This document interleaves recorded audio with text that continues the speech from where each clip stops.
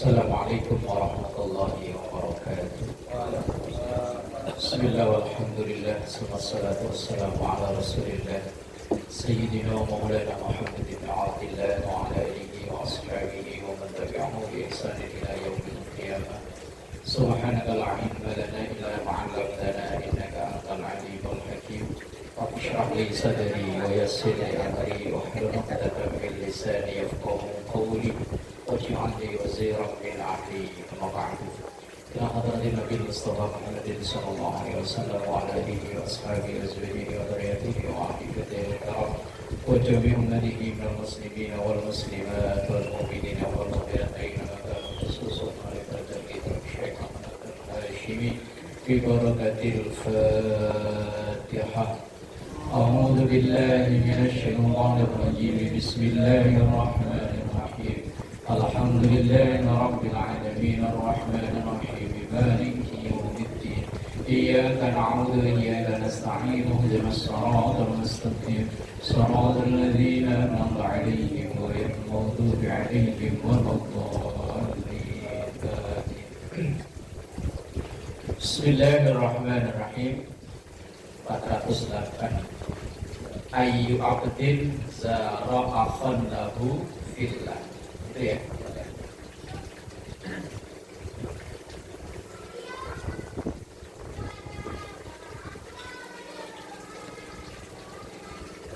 Bismillahirrahmanirrahim. Ayyu abdin, siapapun hamba,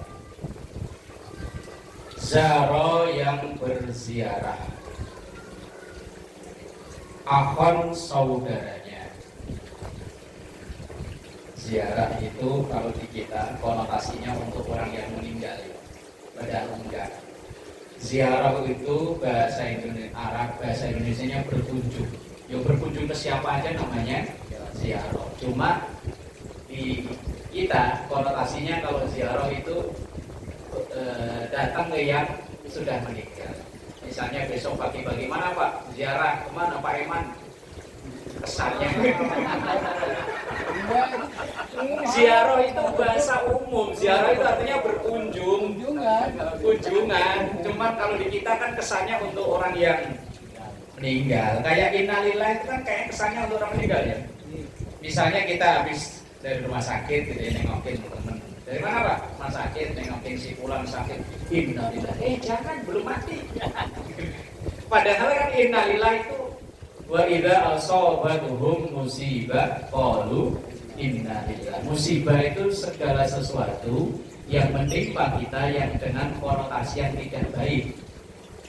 Kita banyak yang meninggal, sakit, kehilangan, yo innalillah. Cuman terlanjur kalau innalillah itu untuk orang meninggal, kalau ziarah itu seakan-akan hanya berkunjung oleh yang sudah meninggal. Padahal tidak. Nah ini buktinya ayyu abdin, siapapun seorang hamba, zaro yang ia berkunjung, berziarah, akhon saudaranya lahu yang seiman, fillahi ia niatkan karena Allah. Ia berkunjung ke saudaranya, niatnya memang lillahi ta'ala. Gak ada niat mau minjem duit, gak ada. Ya, kalau itu nanti jadi sampingan ya wallahu alam. Cuma niatnya pokoknya silaturahim. Lah nanti sampingannya baru ya. Makanya biasanya maaf saya kesini pertama silaturahmi, yang kedua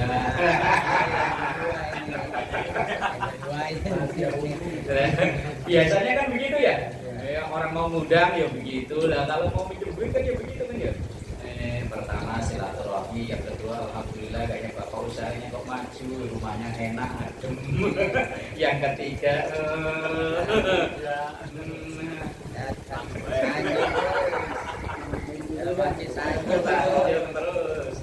terus dia, maka Allah memanggil melalui malaikatnya, antibata, sungguh mulia engkau, watobat dan berbahagialah laka untukmu al jannatu, surga.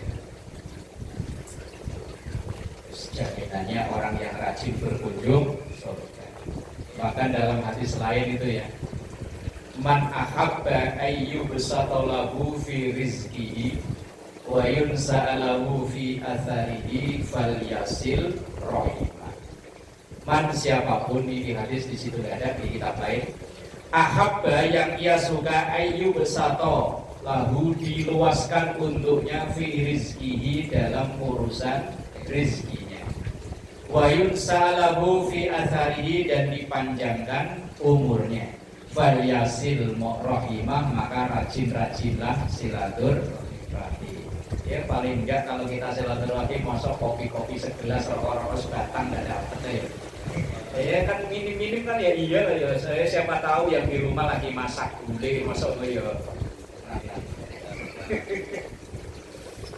Wa yaqulullahu azza wa jalla, dan Allah sampaikan dalam hadis qudsinya, abdi hambaku zarani telah menziarahi aku. Alayya maka wajib bagiku kirahu apa itu? Kalau kita datang di beri kopi namanya apa? Disuguhi.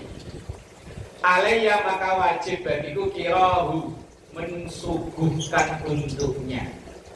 Walan ardo, dan saya tidak ridho li abdi untuk hambaku yang ziarah itu tadi, yang berkunjung ke rumah saudaranya muslim itu, bikiron dengan suguhan atau jamuan dunal jannati selain surga. Maka yang aku ridho bagi orang tersebut, maka akan kujamu dengan jamuan surga. Ini orang yang silaturahim, orang yang suka berkunjung. Enak orang berkunjung, apalagi zamannya Nabi Musa. Zamannya Nabi Musa itu harta milik kita sepertiga jadi milik tamu. Kalau punya kontrakan 3, berarti yang 1 punyanya tamu. Jadi nggak usah beli kok Pak Eman, cukup berkunjung aja mau bayar siang. Lagi saya kontrakannya di Pulau Jahe banyak. Berkunjung aja situ. Lagi banyak mar habis itu zaman Nabi Musa. Cuman zaman Nabi Muhammad syariat itu dirubah. Cukup hormati kamu ya, minimal mengucap salam dijawab. Kalau ada suguhan ya disuguhkan ya, minimal kalau di kita ya umumnya minuman, makanan atau udut ya kopi. Nah, bagi orang yang berkunjung berziarah itu tadi disampaikan dalam hadis rawahu Ibnu Abi Dunya an Anas bin Malik. Bismillahirrahmanirrahim. Wah, ini hadis ancaman bagi orang yang berilmu. Ayyuma rajulin, siapapun seseorang atahullahu yang Allah memberikan kepadanya ilman, ilmu, fakatamahu, kemudian ia menyembunyikannya. Orang berilmu tapi nggak mau berbagi ilmunya.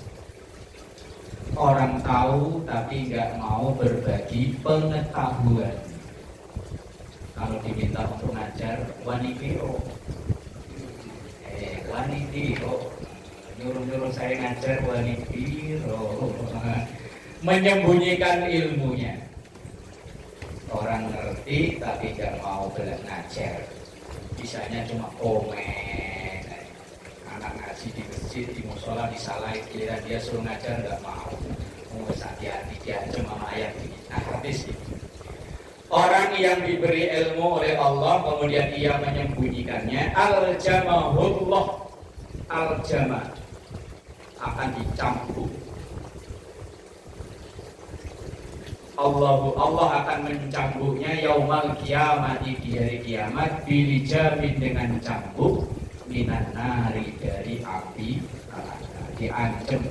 Orang yang bisa tapi nggak mau berbagi kebisaannya, orang berilmu nggak mau mengajar ilmunya, bisanya cuma komen. Ada orang ngajar di komen, itu siapa ngajar? Nanti nggak pernah mau ngajar, dia sendiri suruh ngajar, nggak mau. Wes bahaya itu. Orang begitu bahaya. Terus kita berbagi ilmu ya sebisa kita, semampu kita. Nah, Ini hadis nomor 409 rawahu Tabrani. Ini ancaman bagi orang-orang yang berilmu, orang-orang yang mempunyai ilmu pengetahuan, tapi menyembunyikan, nggak mau berbagi. Bismillahirrahmanirrahim. Al-arwahu, ruh itu kalau satu, kalau jamak arwah. Junudun bagaikan tentara, mujannadah yang berkelompok-kelompok. Al-arwahu junudun mujannadah. Ruh atau jiwa orang-orang itu seakan seperti pasukan yang berkelompok. Fama ta'arafa minha iktalafa. Fama dan apapun iktalafa ta'arafa yang ia kenal minha dari arwah itu iktalafa, maka akan terbiasa. Kalau di sini di mana ya bahasa iktalafa? Berselisih iktalafa yang belakang, yang depan. Iktalafa. Fama ta'arafa minha iktalafa. Iktalafa dari kata alif, allafa yu'allifu iktalafa. Artinya apa? Artinya kayak doa nanti itu Allahumma alif bainuma, ya Allah satukan. Nah, mengenal, ta'arafa mengenal, minha iktalafa. Maksudnya begini, jiwa orang itu akan berkelompok dengan yang kalau bahasa sekarang sefrekuensi. Bahasa sekarang gitu ya. Orang itu akan nyatu dengan yang sefrekuensi. Bukan level, berarti sefrekuensi itu beda. Sefrekuensi itu orang yang serak. Biar dia rumahnya jauh, kalau serak disamperin. Biar deket, tapi kalau enggak serak ngobrol aja enggak pernah. Ngopo namanya itu?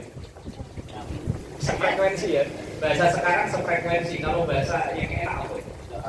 Sealiran. Nah, orang kalau sealiran, sepaham, sefrekuensi, biar dimanapun ketemu, biar baru ketemu sekali. Kalau sefrekuensi ngobrol betah berjam-jam, nyambung.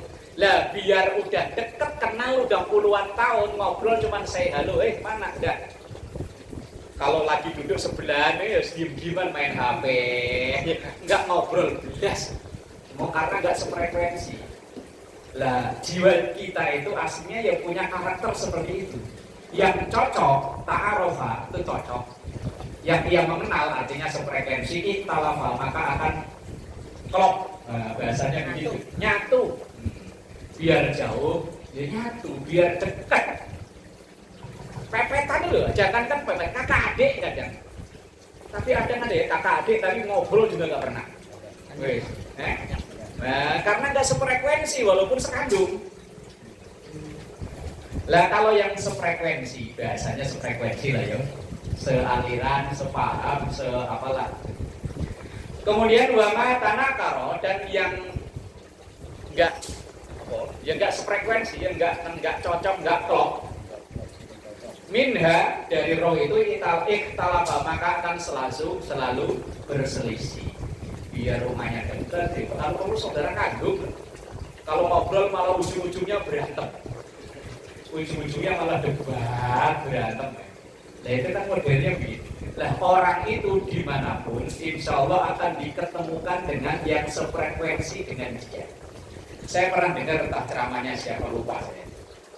Nah dalam satu ceramahnya bilang begini, ada seseorang yang ahli maksiat. Dia mengira bahwa dia ketika berkunjung ke dua tanah suci, Makkah dan Madinah, yang dijumpai tempat-tempat maksiat. Nah, kemudian ketika ia bertemu dengan seorang tokoh agama yang Pak Kiai, Pak Ustaz, katanya kota Mekah Madinah itu kota suci. Lah saya ke sono kok ya temunya tempat bar, diskotik kayak begitu, gimana sih? Nah, terus yang Ustaznya tadi bilang, kok kebalikannya mas saya ya? Saya berkunjung ke tempat judi di Amerika mana? Las Vegas. Loh, sebaliknya loh, saya berkunjung ke Las Vegas, malah ketemunya saya ya tempat-tempat rohani, maksudnya ya gereja, masjid, atau tempat-tempat lain. Terus kemudian Ustaz itu bilang, ya membacakan hadis ini, al-arwah itu junudun mujannadah. Orang itu biar dia kemanapun ia pergi akan dijumpai, akan diketemukan, akan disatukan dengan yang klop dengan dia. Orang kalau hobinya main catur Pak Haji, kirain dulu waktu pindah ke PMI gak ada musuh. Udah ternyata.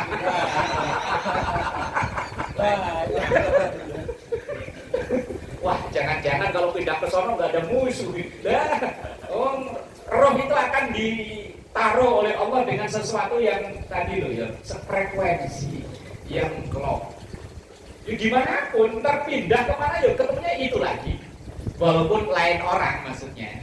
Kalau kita yang demennya ngaji, biar pindah ke tempat manapun ya ketemunya di tempat itu lagi.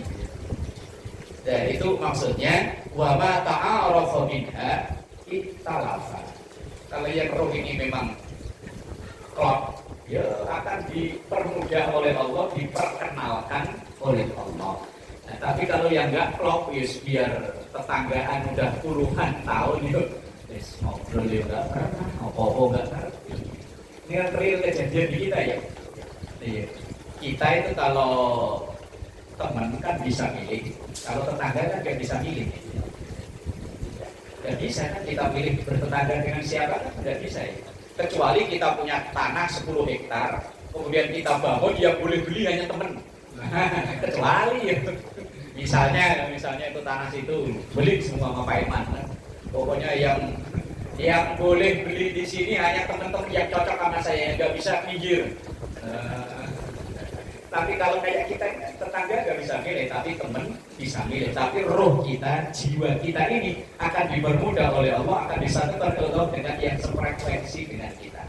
Kalau yang temennya main judi, ya nanti ketemunya ya yang main judi. Biar lain orang ya, biar pindah kemana ya ketemunya itu lagi. Lalu coba aja udah. Kita ini rata-rata orang rantau kan bukan pindah sekali 2 kali kan ya. Kayak saya dulu pernah tinggal di sini. Loh, karena mungkin frekuensi yang di hati kita itu begitu, nah ketemunya ya begitu-begitu lagi. Tapi kalau ketemunya orang yang demunya berantem, biar gimana yang diketemuin ya tempat berantem. Wis orang itu wis roh itu junudun mujannadah.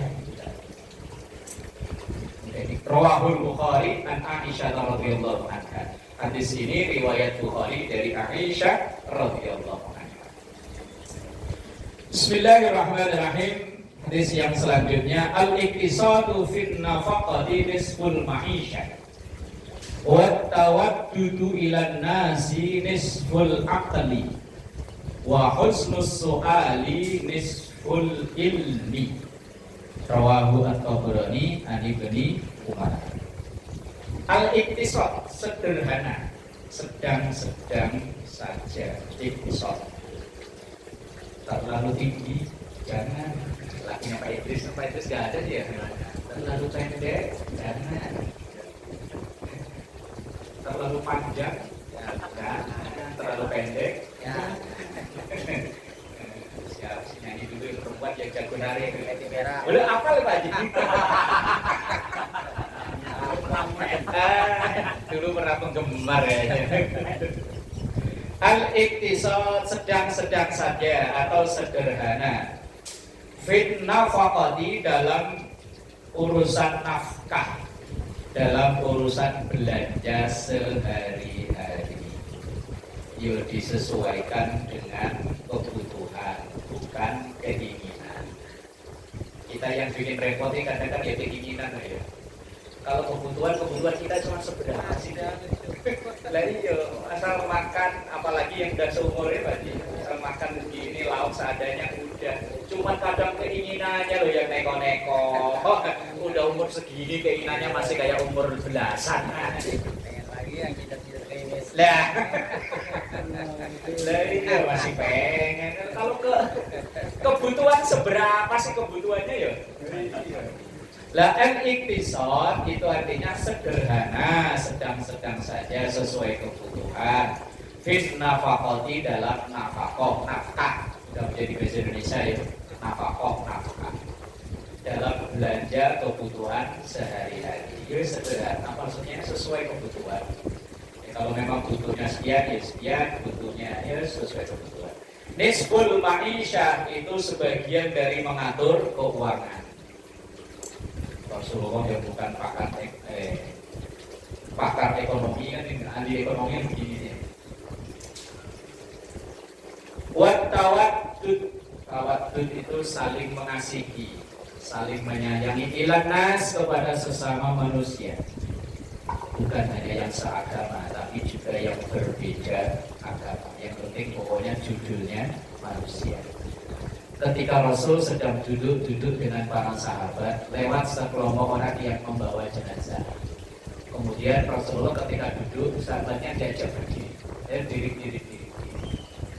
Kemudian setelah jenazah itu lewat, ya Rasul, itu jenazah bukan orang Islam.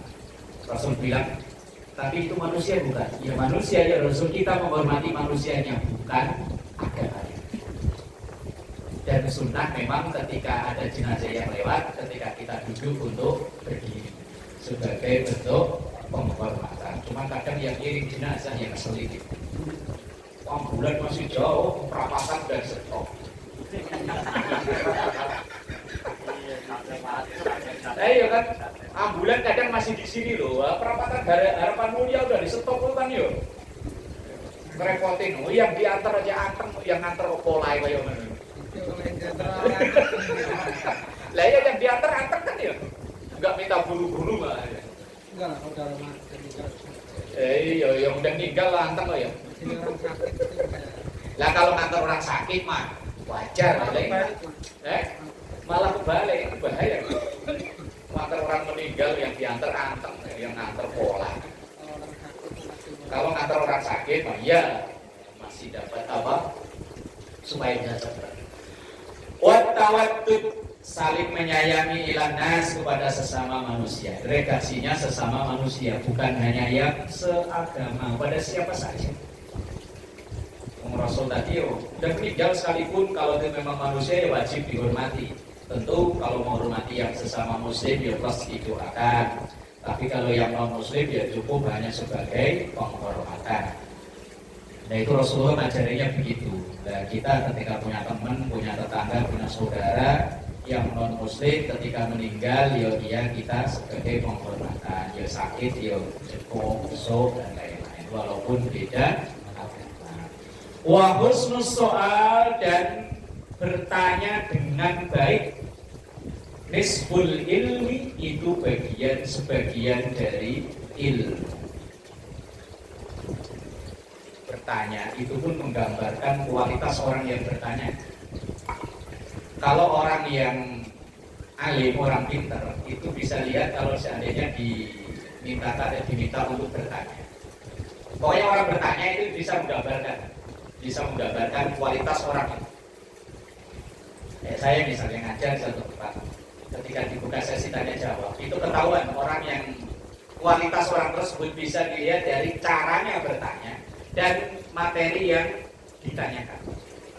Udah bisa diukur lah, bisa kelihatan orang itu. Saya pernah ditanya, ini majelis taklim yang hadir ya memang di situ multi maksudnya bukan hanya sealiran yang hijau kayak kita doyan kurut, enggak, di situ campur-campur. Doyan kurut dan doyan kurut bisa campur. Yang dipertanyakan pertanyaan umum yang udah terjadi perbedaan puluhan tahun bahkan ratusan tahun yang lalu, yaitu masalah peringatan Maulid. Saya jawab, Bapak ini bukan bertanya tapi ngetes. Saya jawab begitu. Tapi Bapak ngetes apakah saya ini termasuk orang yang suka memperingati Maulid atau tidak. Itu kan maksud Bapak saya gitu. Iya, iya sih. Lah iya ya udah, saya paham arahnya. Arah pertanyaannya saya paham. Dia itu hanya mau bertanya apakah Ustaz ini termasuk orang yang suka memperingati Maulid atau tidak gitu. Dia hanya bertanya kok, Ustaz gimana hukumnya memperingati Maulid? Yang pertanyaan itu kan udah ratusan tahun yang lalu kan, tapi masih ditanyakan, berarti kan ngetes. Bukan tanya pengen tahu, tapi ngetes. Cuma kadang kalau lagi ngajar dibuka sesi dan jawab kok udah ada yang tanya, itu saya deg-degan. Jadi ya kan, kalau nggak ada tanya kan deg-degan saya. Deg-degannya paham semua. Atau kemungkinan yang kedua, Belas nggak ngerti sampai disuruh tanya aja bingung. Tanya apa ya? Lah kalau kemungkinan yang pertama sih bagus ya. Kemungkinan paham semua. Ada kemungkinan yang kedua ini yang repot. Belas nggak ngerti sampai suruh tanya aja bingung. Lah kadang kita ini suruh tanya kan ya bingung ya. Tanya apa ya? Giliran ada orang tanya, nah itu tadi kayak begitu tuh.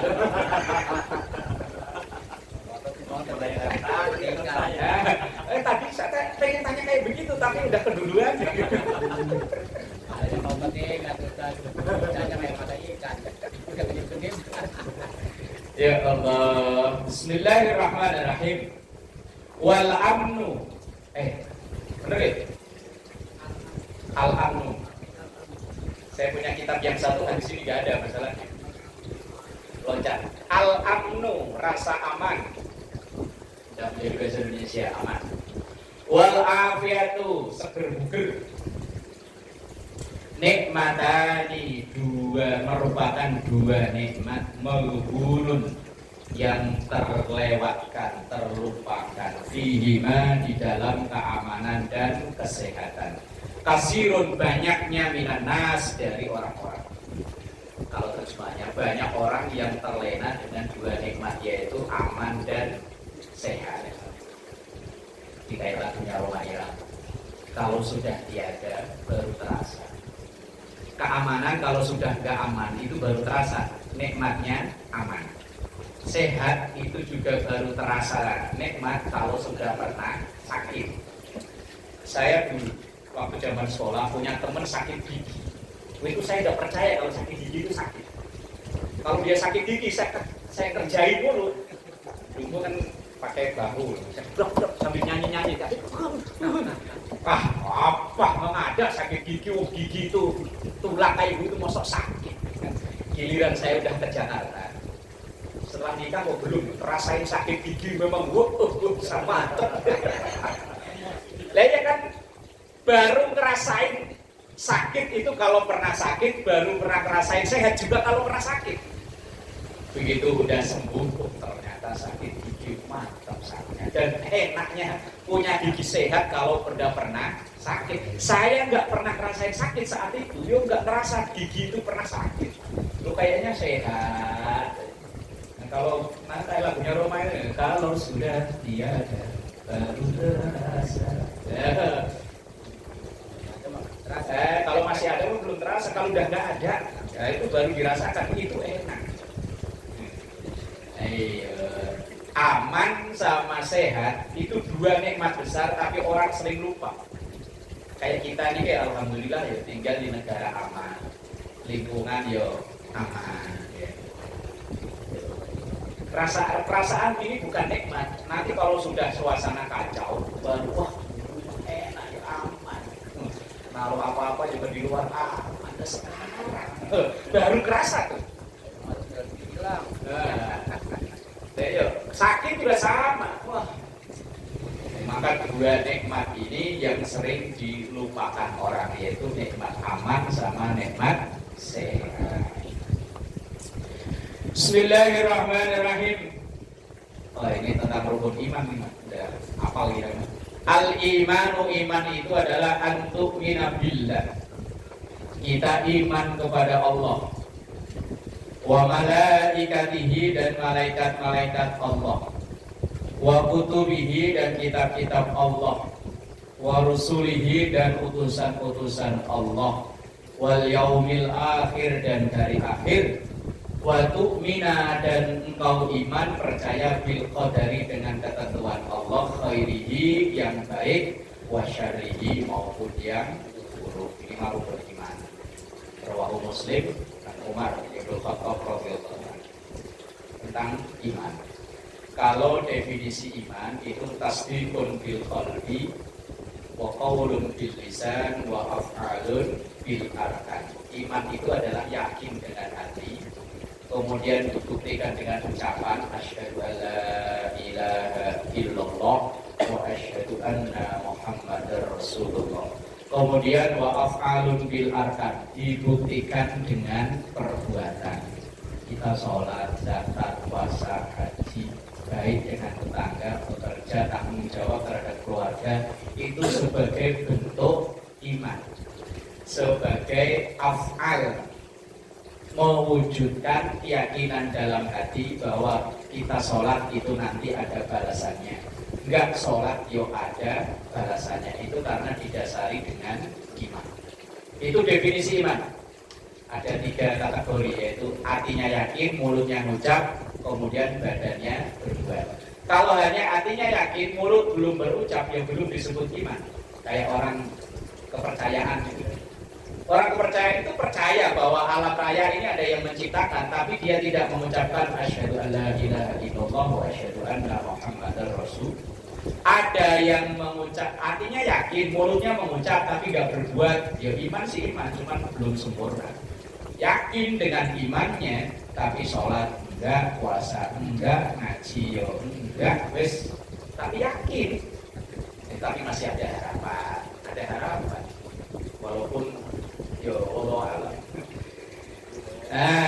Nah, iman itu mulai dari yang awal sampai akhir itu 99,8% sesuatu yang gaib. Maka yang diutamakan ialah itu urusan hati. Iman pada Allah, Allah Maha Gaib. Iman pada malaikat Allah, malaikat bagi kita gaib. Kita belum pernah ketemu. Iya. Pengen ketemu Pak Iman? Nanti aja. Sekarang belum. Kalau pengen ketemu kan ya ada nomor kontaknya. Ya Israel, siapa lagi kalau Jibril udah gak mungkin. Jibril tugasnya udah selesai, Jibril kan tugas menyampaikan wahyu. Lah, wahyu terakhir disampaikan pada Nabi Muhammad. Itu Nabi Muhammad udah selesai, udah purna tugas, ya udah Jibril selesai juga tugasnya. Pensiun. Israel yang masih muter. Lah ada malaikat yang dari diciptakan sampai sekarang masih nganggur ya ada. Israfil tahu sekarang lagi ngelus-ngelus trompet kayaknya. Udah dilus-lus aja, ininya kan udah dipepetin ke mulut aja. Dia tinggal nunggu apa-apa. Kalau 1, 2, 3 langsung selesai. Bagi kita gaib kan malaikat itu nggak pernah kita melihat kayak apa bentuknya. Apa kalau yang ngaku-ngaku sih dulu ada perempuan yang ngaku katanya bininya Jibril ya. Siapa di Lea Eden katanya ngaku bininya Jibril. Untungnya dia ngaku bininya Jibril. Coba kalau ngaku bininya Israel, wah lebih serem. Malaikat deket-deket haus laporin lagi gue. Nah kemudian waktu tubihi dan kitab-kitab Allah bagi kita, kitab Allah gaib kecuali 1, Quran. Kitab Allah yang wajib kita itu kan 4, Taurat, Zabur, Injil, Quran. Yang masih bisa kita lihat, ya tinggal Quran. Taurat kayak apa? Buh. Zabur, buh. Injil apakah sama dengan yang dipakai saudara kita Kristen? Wallahu a'lam. Konon katanya beda. Nah iya. Maka bagi kita 4 kitab Allah cuma 1 yang masih zahir, nyata, cuma Quran. Selain itu semuanya gaib. Nah kemudian wa rusulihi, utusan-utusan Allah bagi kita ya semuanya gaib. Dari Nabi Adam sampai Nabi Muhammad ya kita nggak sezaman. Kalau nabi-nabian sih banyak gitu. Ya, dulu ada Ahmad Musodik, mantan pensiunan bulu tangkis ngaku jadi nabi, mendirikan agama Al-Qiyadah Al-Islamiyah. Begitu ditangkap polisi, diajak diskusi debat sama Profesor Said Akil, tobat, pensiun jadi nabi. Kalah debat akhirnya ya udah kalah. Kalau yang ngaku jadi nabi banyak ya. Tugime namanya aja nggak menjual. Jadi ustadz aja nggak pantas ya. Penceramah selanjutnya adalah Bapak Kiai Haji Tugime. Pantasnya nggak jadi topeng monyet aja. Ya bagi kita kan utusan-utusan Allah gaib kan. Maka saya bilang tadi 99,8% goib nomor iman. Kemudian wal yaumil akhir, hari kiamat, goib. Kalau dalam hadis hari kiamat itu hari Jumat. Sekarang udah hari Selasa, mulai Rabu, Kamis, tinggal 2 hari. Makanya gak usah mikirin anak-anak yang tinggal 2 hari. Tapi kapan? Wallahu a'lam. Rasul Shallallahu Alaihi Wasallam pun ketika ditanya mata sa'ah, kapan itu kiamat, Allahu a'lamu, Allah yang lebih tahu. Beliau hanya menjelaskan ciri-ciri. Kalau ciri-cirinya sih sudah banyak. Ciri-cirinya dari kiamat diantaranya kalau satu laki-laki berbanding 50. 150 baik. Kalau baru ngambil satu yang 49 nganggur. Kalau Pak Mansur udah ngambil jatah. Ayo, baru 3 ngambilnya, yang 47 belum. Jumlah loh, bukan kok suami laki-laki satu istrinya, bukan. Jumlah laki-laki dan perempuan itu 1:50. Kalau kira-kira di film mahkota kebanyakan mana berada? Kebanyakan laki atau perempuan? Sama. Oh berarti masih jauh ya, masih jauh. Tapi kalau lihat ke KBN itu kayaknya kiamat udah deket. Lu perempuan. Lah iya. Yang laki cuma mau jemput-jemput doang. Lah iya, itu kalau dilihat dari tanda itu. Tapi tanda yang lain ketika yataqarrabuz zaman, waktu kita rasakan makin cepat. Ini sudah kita rasain. Perasaan bentar-bentar udah Agustus lagi, bentar-bentar Maulid, bentar-bentar tahun baru, bentar lagi puasa lagi. Nggak terasa saya tinggal di sini udah 5 tahun, hampir 6 tahun. Perasaan baru dikit-dikit bolak-balik, kalau pagi berangkat sore pulang, tahu-tahu udah 6 tahun. Cepet ya. Tahu-tahu ambilnya anak-anaknya sekarang udah punya anak. Ya taqarrabuz zaman, ketika waktu kita rasa semakin cepat. Padahal dulu kalau saya sekolah pelajaran matematika, gurunya perempuan galak, itu lama banget. Lihatin jam, masih lama. Takutnya suruh maju ya. Lah gurunya perempuan galak, kalau nyubit, waduh, wah sakitnya tuh. Perih. Sakitnya malu teman. Ya malu, ya iya, ya sakit. Itu belum ada HAM. Belum ada HAM. Sekarang Kalau cewek dulu. Iya. Tanda kiamat. Terus diantaranya banyak kemaksiatan yang dulu dianggap tabu, sekarang udah dianggapnya lumrah. Dulu kalau ada kasus wanita hamil di luar nikah, itu kayaknya malunya dari ujung-ujung kampung, perasaan dia. Sekarang biasa. Di TV malah dipamerin. Ya kalau melihat di TV, nggak punya laki pamer hamil.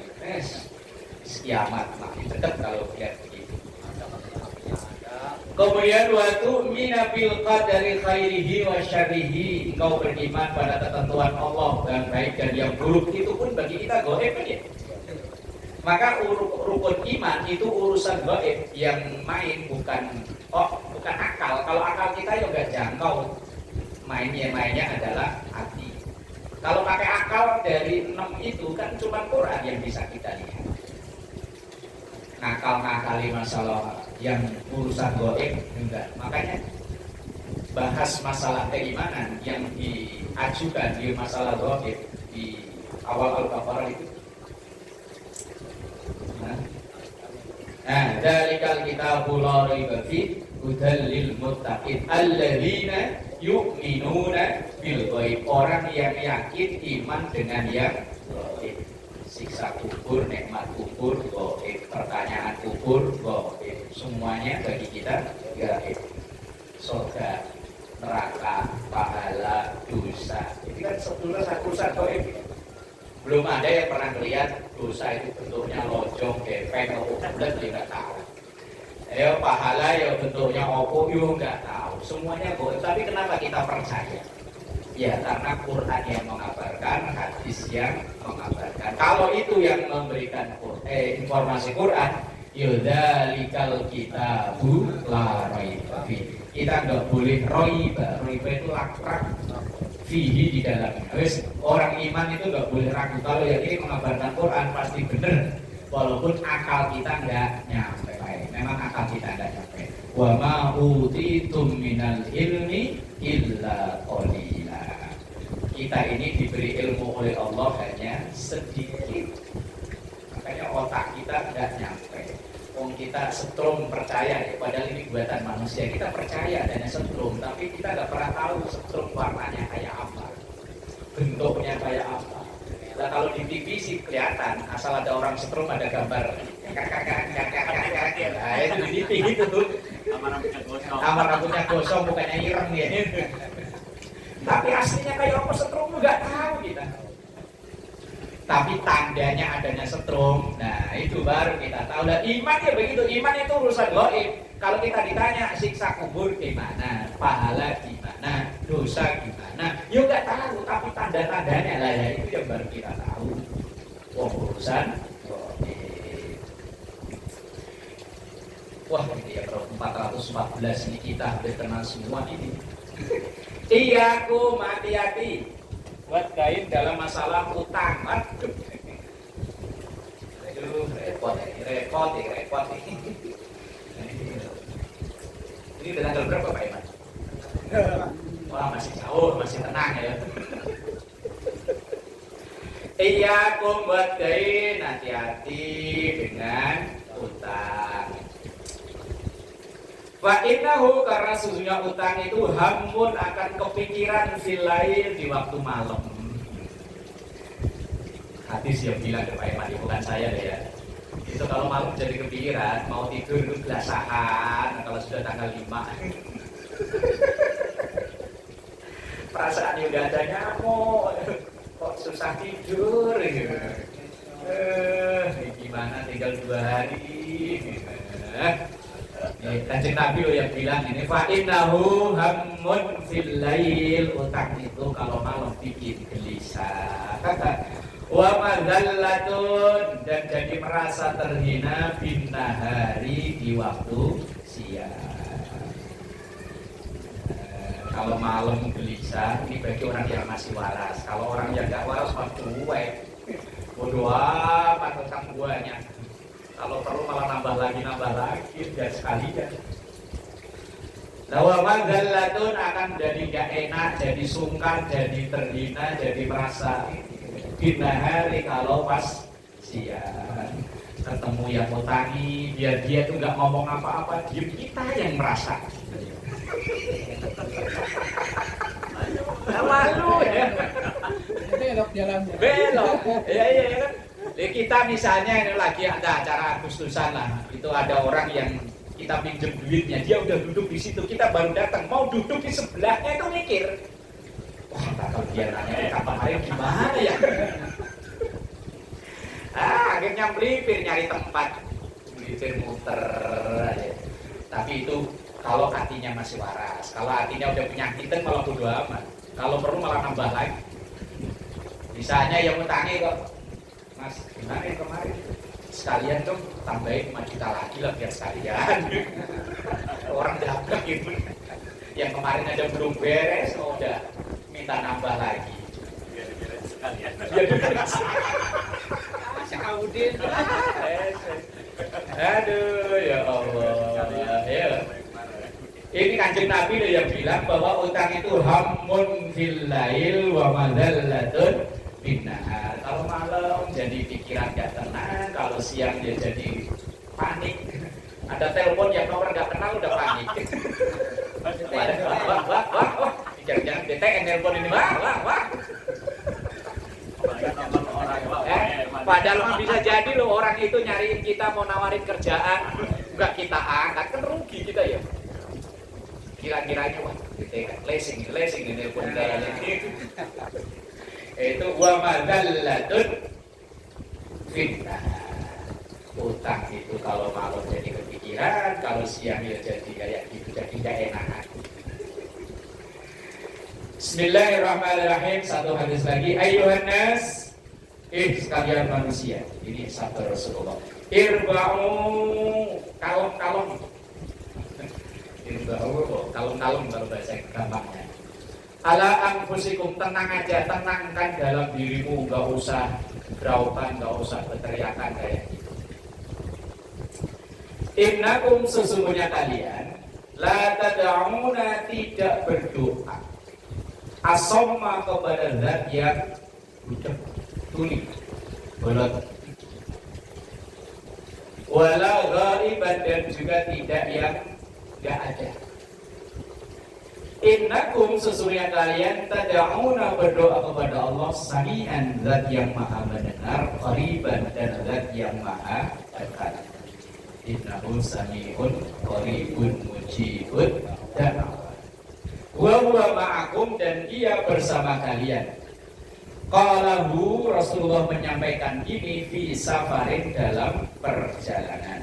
Wa kanu, dan mereka para sahabat itu ya jaharuna, mengeraskan suara dengan berteriak-teriak, bitakbiri, dengan takbir. Ini intinya larangan berdoa dengan berteriak-teriak. Nah, kalau pas speaker gimana? Pakai speaker nih, kita tiap hari pakai speaker kalau doa. Speknya mati aja didapdok.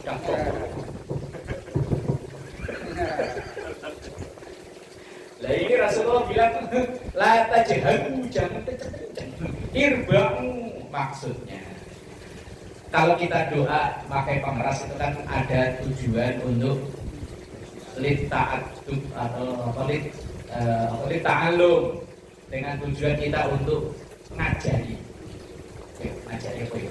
Supaya orang itu mendengar, kemudian dengan mendengar setiap hari lama-lama menjadi bisa. Itu salah satu di antara tujuan kita pakai pengeras. Ya aslinya kalau dari ya biar jamaah puluhan tahun ya nggak bisa ngikutin.